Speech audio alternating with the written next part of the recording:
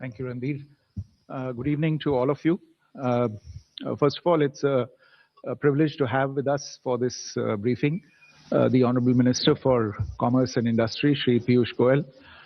We were expecting to be joined at the briefing also by the European Commissioner for Trade and Economic Security, Mr. Maros Sefcovic, but since the previous engagements ran a little late, he had to unfortunately go for his next scheduled meeting, and that is why he's not here. Let me make a few quick points with regard to the outcome of this truly historic visit that is currently underway. As you're aware, the President of the European Council, His Excellency Mr. Antonio Costa, and the President of the European Commission, Her Excellency Mrs. Ursula von der Leyen, are on a state visit to India at the invitation of Prime Minister Shri Narendra Modi. Both the presidents were jointly chief guests at the Republic Day celebrations yesterday. This is the first time ever that we've had European leaders as guests of honor for our Republic Day. The leaders from the EU are accompanied by the EU High Representative for Foreign Policy and Security and Vice President of the European Commission, Her Excellency Ms. Kaja Kallas, the EU Commissioner for Trade and Economic Security, as I said, Mr. Maros Sefcovic, and other senior leading officers from the Commission and the Council. Yesterday, Honorable Rashtrapati Ji received both the presidents at Rashtrapati Bhavan. The dignitaries then witnessed the Republic Day parade as guests of honor. For the first time ever, there was a EU contingent, in fact, consisting of European Union military staff and the European Union naval operations, Atalanta and Aspidus, representatives from both of these operations participating in the Republic Day parade. The EU leaders also joined Rashtrapati Ji and Prime Minister in the evening at the at-home reception at Rashtrapati Bhavan. Today, Presidents Costa and von der Leyen and Prime Minister Modi co-chaired the 16th India-EU summit. They held detailed bilateral talks, both in the restricted format and in the delegation level format. Prime Minister hosted a luncheon in honor of the visiting presidents. There were several key documents that were signed and exchanged before the leaders, including, as you have all come to know by now, the joint announcement on the conclusion of the negotiations of a landmark and historic India-EU free trade agreement, and equally important security and defense partnership agreement between the two sides, and an MOU on a comprehensive framework on cooperation on mobility, among others. Prime Minister and President von der Leyen also addressed the India-EU Business Forum in Bharat Mandapam, where more than 100 CEOs from both the sides participated. The Business Forum comes at a timely moment, straight in the wake of the completion of negotiations of the India-EU FTA, because we will need the businesses on the two sides to quickly translate the intention of the FTA into concrete outcomes. The Honorable Vice President of India would also be meeting with both the distinguished guests, and later today, President Costa and President von der Leyen will be calling on Rashtrapati Ji, who will also host a banquet in honor of the visiting dignitaries. Let me very quickly give you a broad context and flavor of this visit and the outcomes thereof. The outcomes are deeply strategic in nature, and I would urge you to look at each of the outcomes for its specific significance in the overall scheme of things between India and the European Union. Over the last decade, relations between India and the European Union have grown steadily. They have grown not just in scale, but in significance as well, as evidenced from the level and the frequency of contacts and engagements between the two sides. In our fast-changing world, the strategic partnership between India and the EU has a value beyond the bilateral context, particularly as we witness shifts in the global economic, technological, and strategic landscape. As the world's second and fourth largest markets, India and the EU also have very high stakes on all critical global challenges of the day, including overdependence and concentration of global manufacturing and supply chains on a limited set of geographies, an ineffective multilateral system, emerging multipolarity, and growing protectionist tendencies in different parts of the world. And therefore, as two large pluralistic democracies and open market economies, our leaders have resolved to take this very strategic partnership forward for mutual benefit and for the greater good of the global population as a whole. Our relations got a very big boost last year with the historic visit of the EU College of Commissioners, which facilitated a whole-of-government approach to our most immediate priorities, which include some of the outcomes today. And in fact, we've seen very substantial outcomes today, underlining the strategic importance that both sides attach to the bilateral relationship and to further elevating the India-EU strategic partnership. Today's summit, the 16th India-EU summit, was held after a gap of about 5.5 years. And as I said, it is a milestone, not only in terms of the outcomes, but also the quality of the outcomes, but also their numbers and the potential impact that they have. The leaders announced the successful conclusion of negotiations of the India-EU FTA.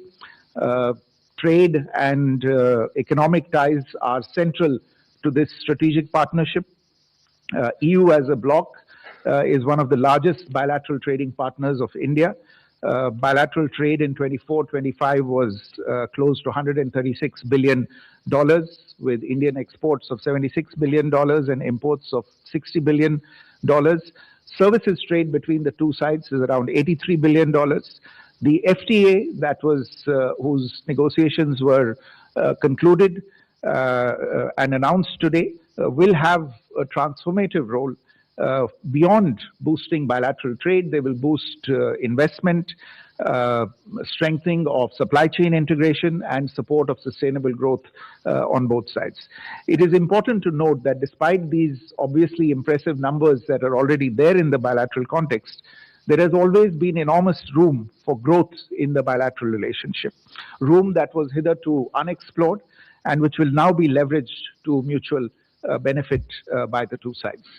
A second very important outcome of today's meeting, especially in the overall strategic context of the relationship, is the EU-India Security and Defense Partnership, which was signed in exchange today. While we have defense and security partnerships with several individual EU member states, this framework agreement on security and defense issues between India and the EU will be a first. It will bolster our engagements in maritime security, on defense industry, on cyberspace, and on counterterrorism. Particularly, this would allow Indian defense companies to benefit from the opportunities arising from the EU's own very significant defense initiatives that are underway. The two sides have also announced the launch of negotiations for a security of information agreement, which again demonstrates the long-term and strategic view that the two sides are taking of their relationship. A third outcome that I would want to invite your attention to is the document towards 2030, an India-EU Joint Comprehensive Strategic Agenda, which is a new roadmap to reinforce our strategic partnership and set the trajectory for advancing the relations across multiple pillars. These pillars include prosperity and stability, technology and innovation, security and defense, connectivity, and people-to-people ties for the next 5 years.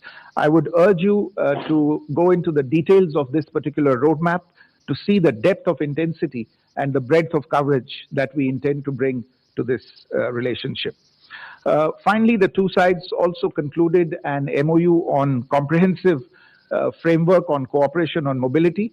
This is again the first such mobility-related agreement that we are concluding at the EU level with any partner. For the EU, this is a first with any partner for them.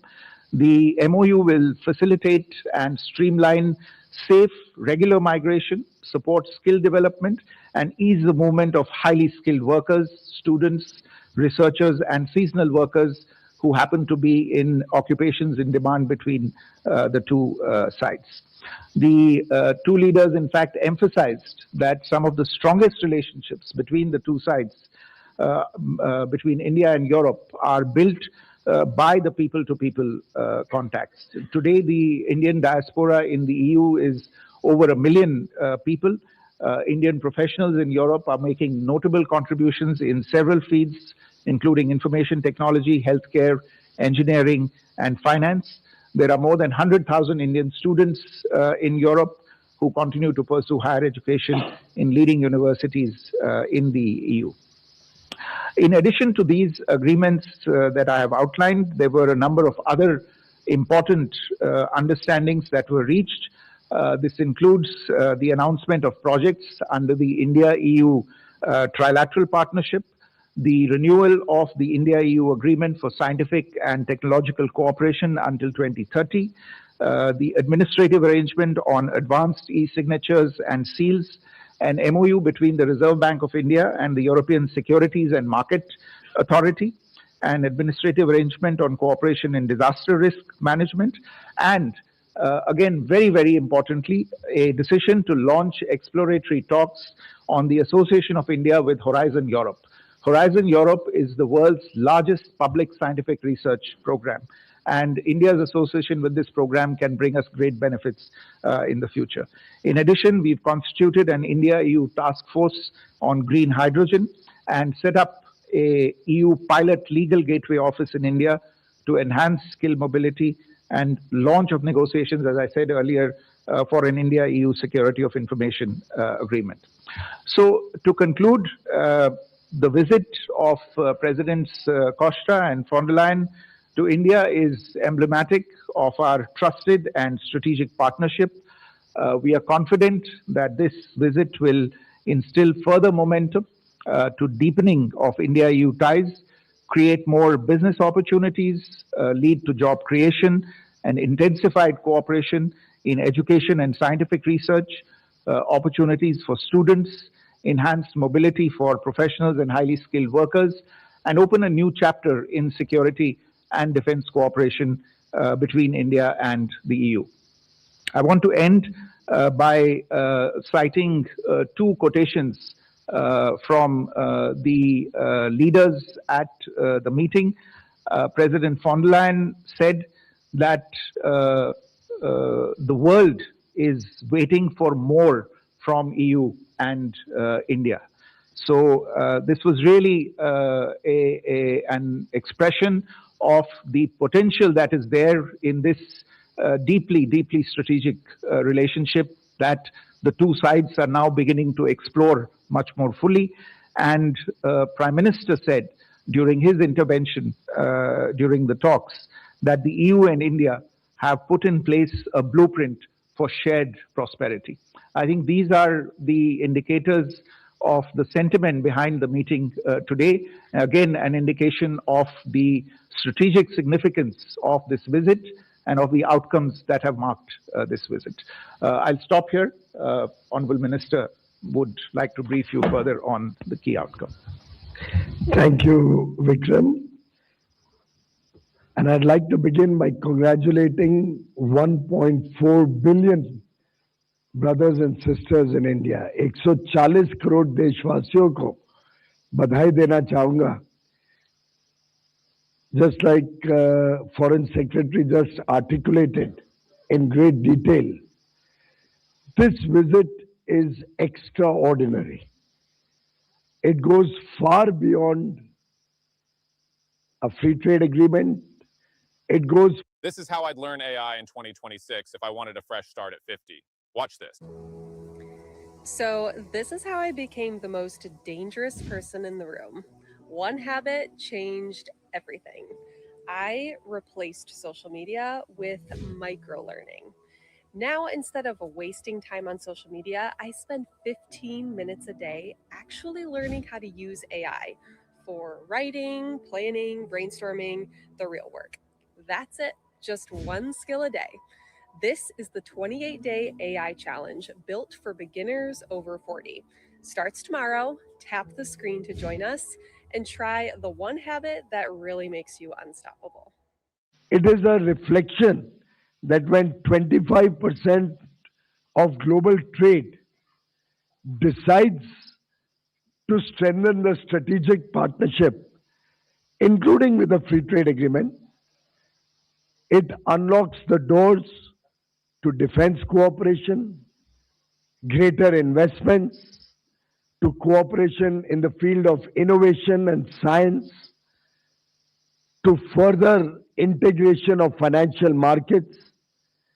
And therefore, I would term this visit, as very rightly pointed out by the Honorable Foreign Secretary, as a game changing and transformational visit in terms of the strategic partnership between European Union and India.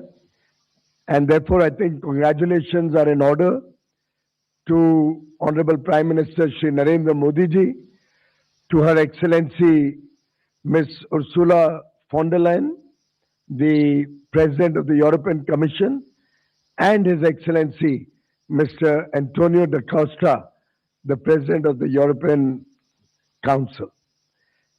They have provided visionary leadership, which has further been strengthened with colleagues from almost all parts of government in both the European Union and India.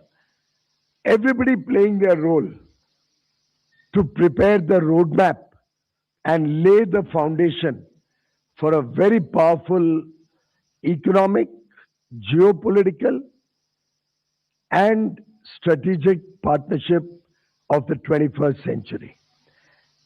We are also very pleased to have concluded negotiations on, as Ms. von der Leyen herself has articulated, the mother of all deals, a free trade agreement which covers 25% of global trade.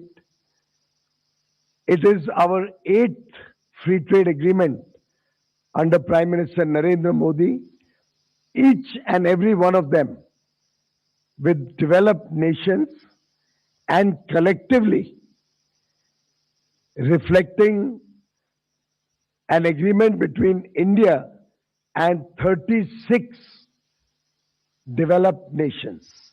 With these 27 of the European Union, 4 from the EFTA, 31 and 6 more, 37 developed nations and India have entered into free trade agreements in a short span of 4 years under the leadership of Prime Minister Narendra Modi.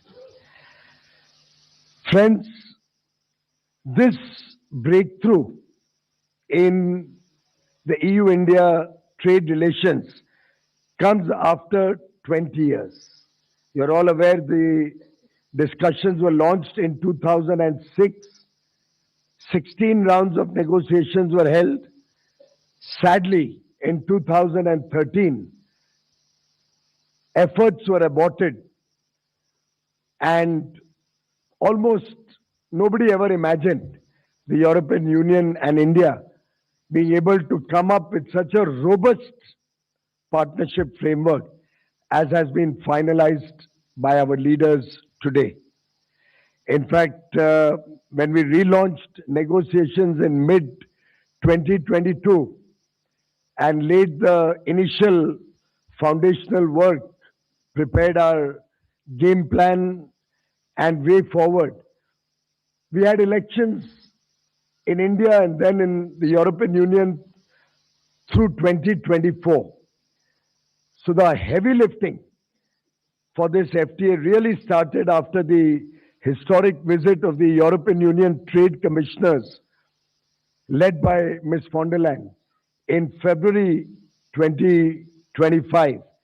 And I think it's been the labor of love of the entire government in European Union and India, burning the midnight oil, persevering, working in a spirit of cooperation, India negotiating with self-confidence, both sides agreeing to focus on what is good for both set of countries, the European Union and India, leaving the sensitive issues aside, and therefore coming up with a very balanced, equitable, and fair free trade agreement, which is a win-win for all sections of industry, both in India and European Union, opening up plethora of opportunities for investment, opening up markets which are complementary, with India gaining access significantly in labor-intensive industries like marine products, chemicals, footwear and leather, plastic rubber goods, textiles, apparel and clothing, gems and jewelry, furniture, sports goods, toys, and the European Union industries gaining access to the large and fastest growing economy of India in innovation, technology, sectors of precision engineering, and areas where India continues to look for partnerships and technologies from across the world. Friends, this agreement covers almost 99% of the total exports that are sent from India to the European Union, and about 97% plus of the total exports from European Union to India, something which is unprecedented and reflects the strength and the depth of this agreement. We have tried to address the asymmetry in economic development between the two nations with different per capita incomes, with transitional periods, but ultimately focusing on the complementary strengths of both economies, such that all 28 countries will stand to benefit. Collectively, the European Union today imports nearly $6.5 trillion worth of goods and nearly $3 trillion worth of services. India plays a very small role in that. Our total exports are currently just about 1.5% of the goods import into Europe, and barely 2.5% of the services import into Europe. With this massive opening up of opportunities, the European Union has also opened up many new sectors. India has opened up many new sectors in the services space. We can see a big thrust to the services sector. As I said, on marine products, almost 94% of the tariff lines and almost the entire value of goods that are exported are going to get duty-free access. As I said before, areas like textiles, apparel, home decor, furnishing, where India has very serious labor intensive interests. 100% of the European market will be open for business from day one. And I can give you more details, but we have furnished those details to all the members of the press, whether it's furniture and lighting or other consumable goods. Almost all of our exports are going to get duty-free access from day one. Likewise, for toys, for sports goods, for railway components, aircraft parts, also in leather and footwear. These are areas which are of significant interest to India. Similarly, India will open its doors for greater import of auto components, automobiles, wines, spirits, and other areas of interest to the European Union, with both sides having ensured that sensitive items are kept out of the ambit or given sufficient transition period for adjustment of the industry and economic cycles. For example, from the context of the European Union, their interest was more in larger automobiles, since they do not make automobiles which are under 15 or 20,000 euros in big measure. We in India produce largely automobiles which are smaller in size and in the rupees 9 workshop that you're providing, what all do you cover? In 9 rupees, you will learn how to automate your reports, how to automate your presentation, how you can create entire applications without having any coding knowledge. And not only that, you will be also learning how you can work with AI agents as well. And all of this in just 3 hours. Just imagine. Wow, that is amazing. But there's so much to learn and you're charging only 9 rupees. People are going to think that's a scam. Is that true, or like how do you go about that? So you need to understand why do we charge 9 rupees, right? So we want to make it democratized. As many people as possible should be attending it. So I don't want price to be gatekeeping for them in order to like take their first step towards GenAI. So that's why we have kept at rupees 9. Okay, that is great.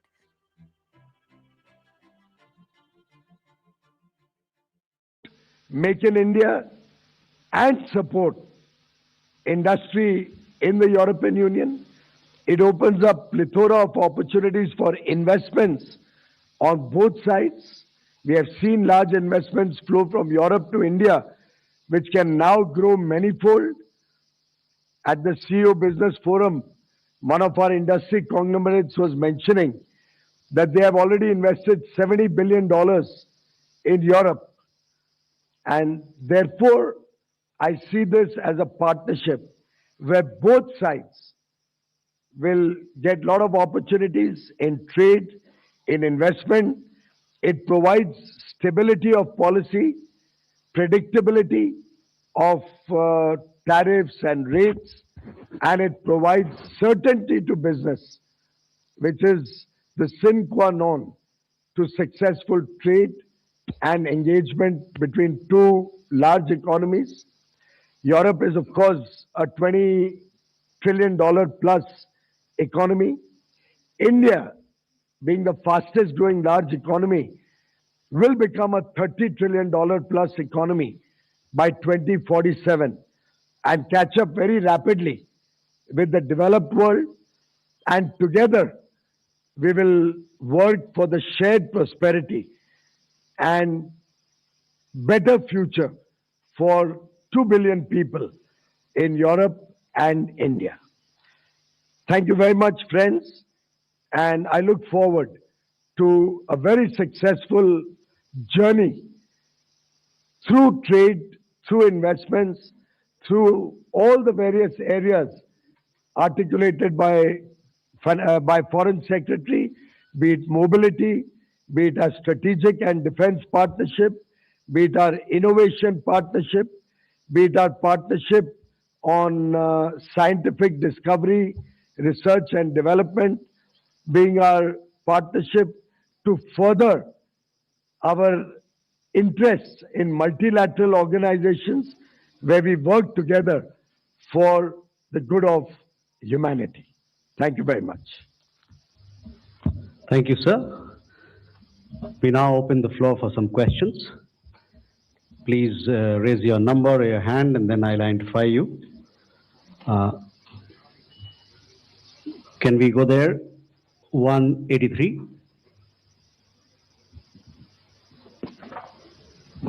Hi, sir. My name is Siddhant Sibal from Beyond. To the Minister, sir, how do you see this FTA being implemented? Any timeline, because it has to go through a legal scrub?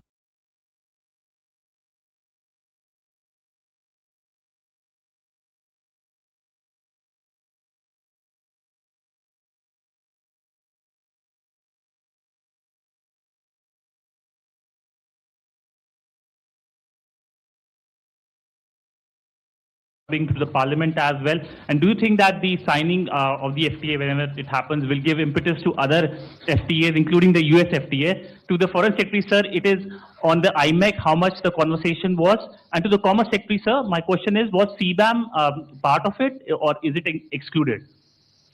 Well, I think every agreement stands on its own legs, and this is a wonderful agreement.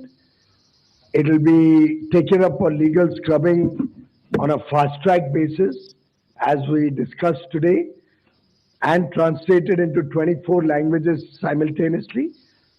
We do hope that we should be able to celebrate the entry into force of this agreement within calendar 2026 itself. I think on connectivity, on IMEC you mentioned, as you know, connectivity is a very important thread